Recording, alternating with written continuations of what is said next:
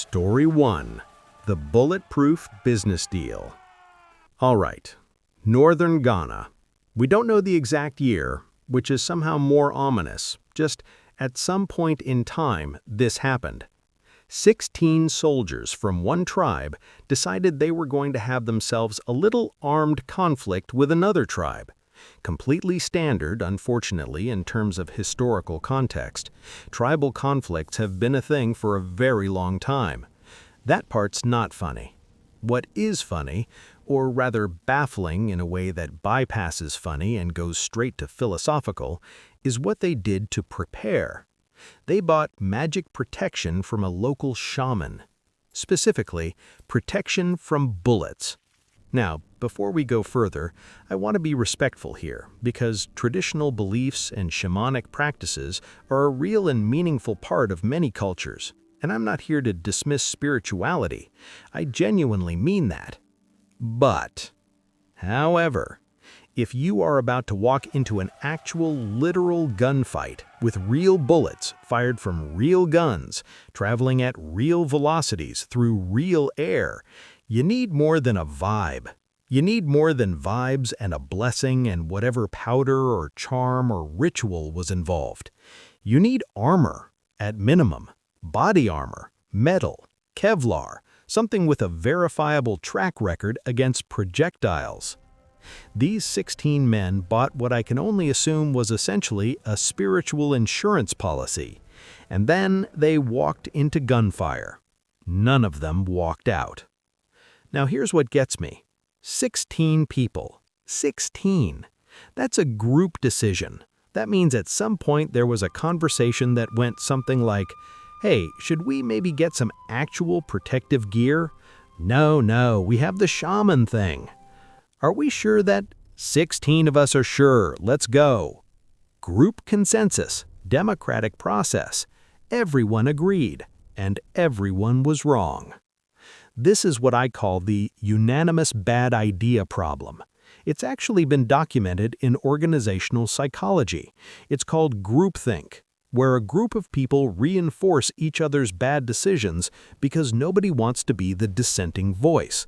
Everyone assumes if everyone else is fine with it, it must be fine.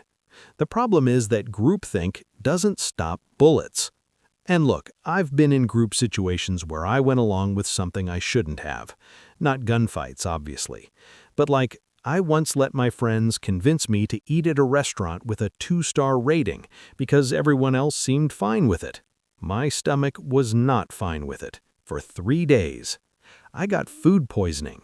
They got the Darwin Award equivalent of questionable dining choices. These guys got the actual Darwin Award, collectively. All 16 of them. Which, by the way, I need to flag this. I believe this is the largest single-incident Darwin Award collection in history. 16 at once. There was a shaman somewhere who had an extremely bad day for their professional reputation. Moral of the story? Peer review your protection methods before walking into a hail of bullets. And maybe, just maybe, test the product on something that isn't yourself first. Story 2. The Chernobyl Vacation. Okay, deep breath.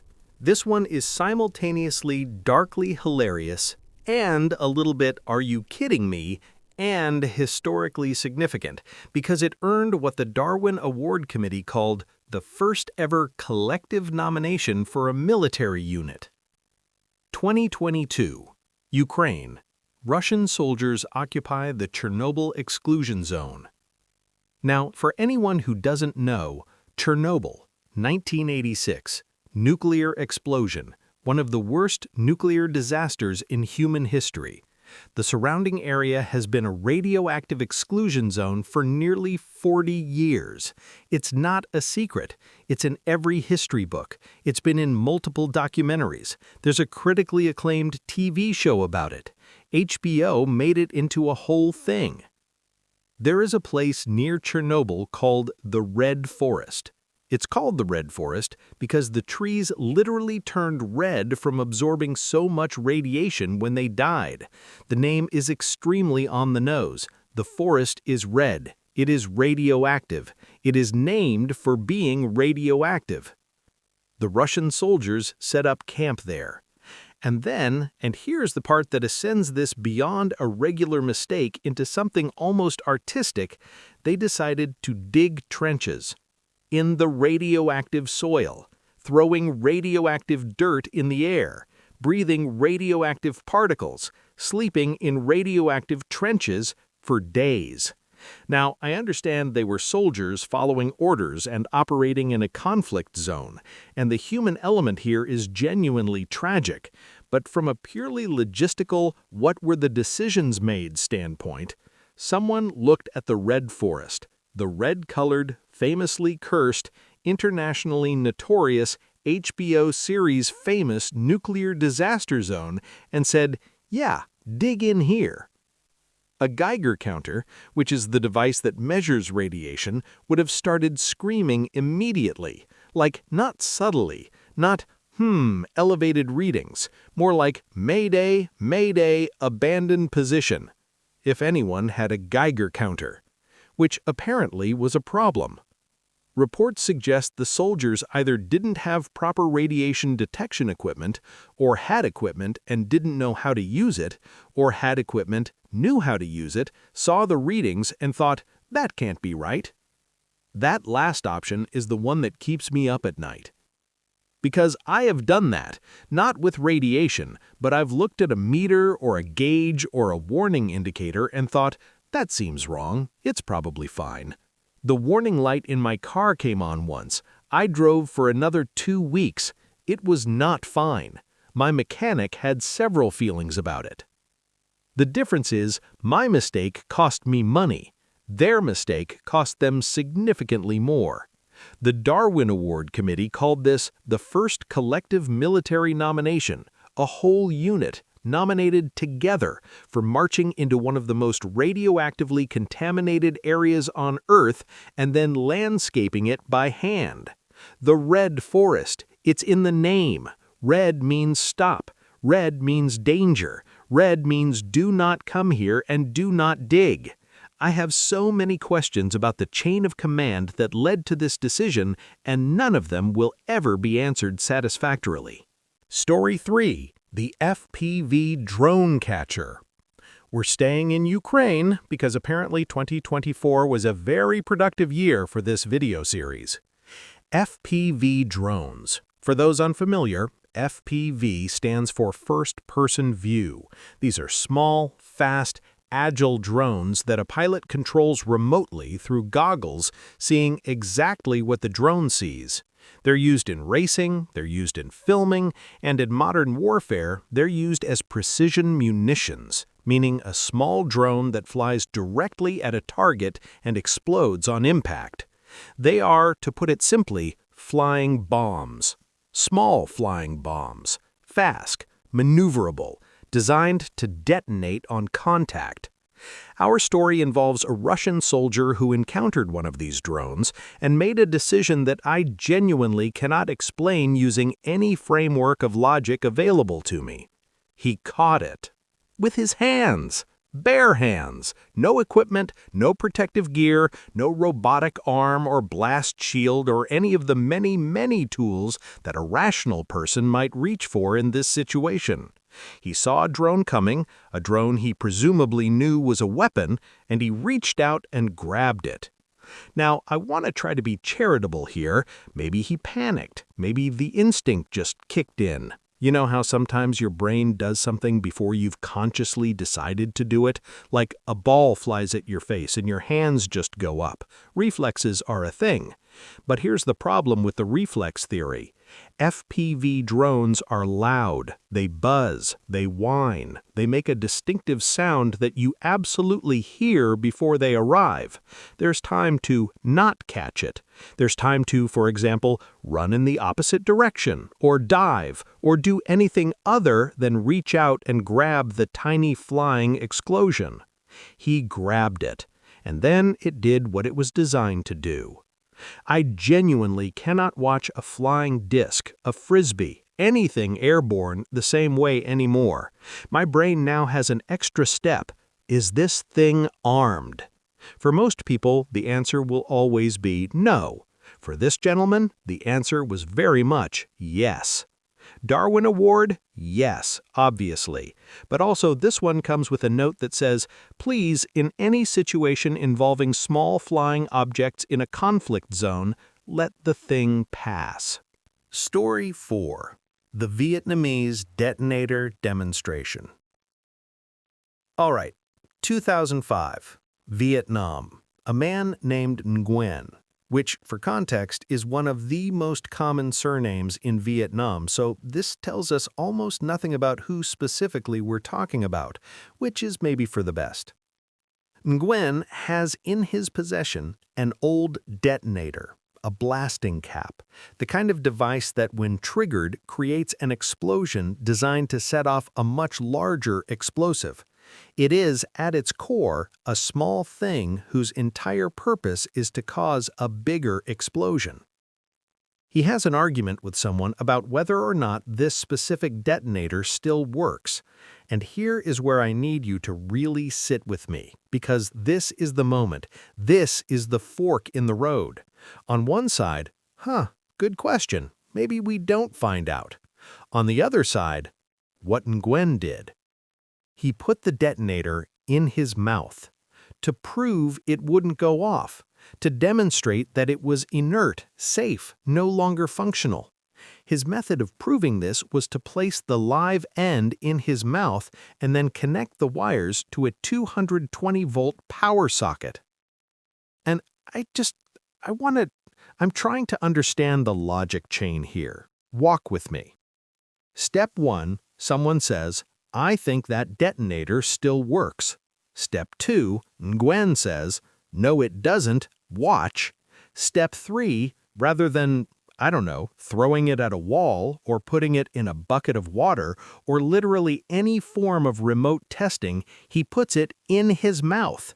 Step 4, he plugs the wires into a live electrical socket.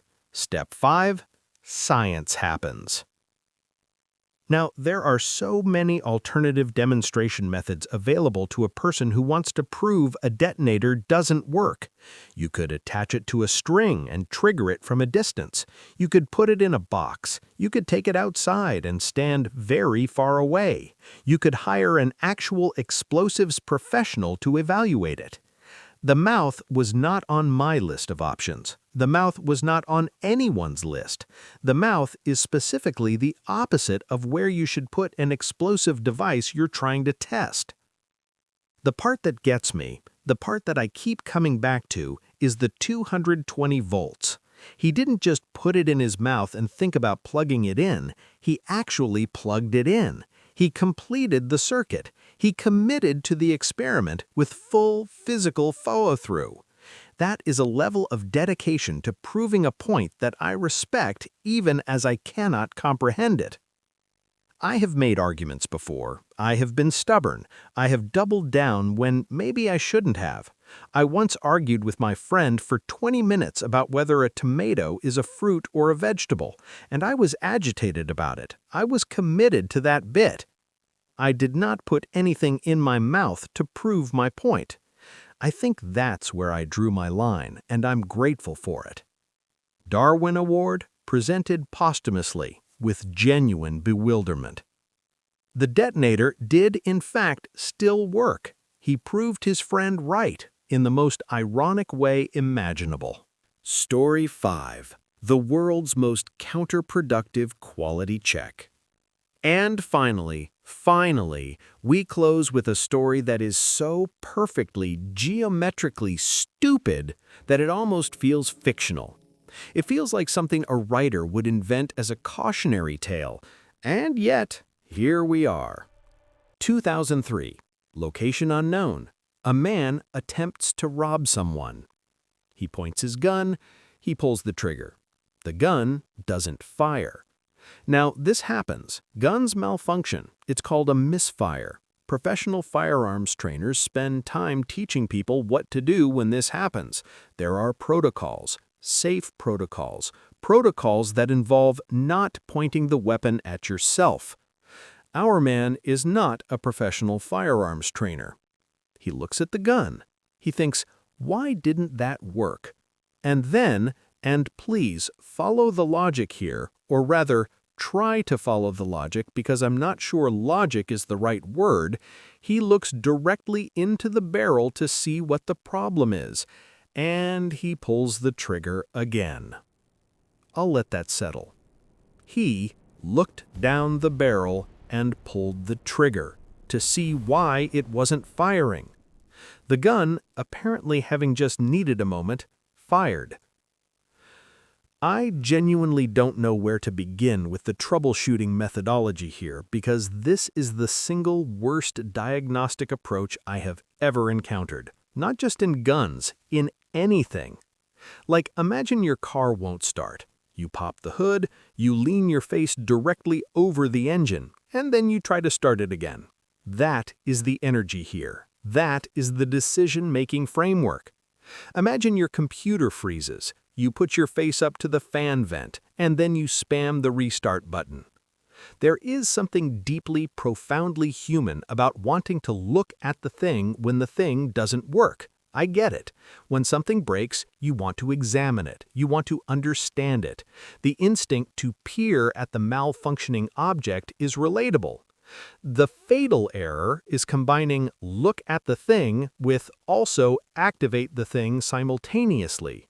Those two steps need to be separated by distance, by time, by a wall, by literally anything. I've done dumb troubleshooting. We all have. I've tried to fix electronics while they were still plugged in. I've opened hot things in the wrong direction and burned myself. I once stuck a knife in a toaster. And yes, I know. And I lived to tell the tale only because the toaster was unplugged and I didn't know that and somehow got lucky. I am one unplugged toaster away from this list. But even I, in my worst moments of technical curiosity, have never looked directly at the thing that failed to fire and fired it again toward my own face. That is a level of commitment to understanding malfunction that we can only call brave. Spectacularly misguided, fatally curious, but brave. Darwin Award? Yes, with a note that says, please, if the gun doesn't work, just leave. Leave the scene. Go home. Put it down. Do anything except look into it.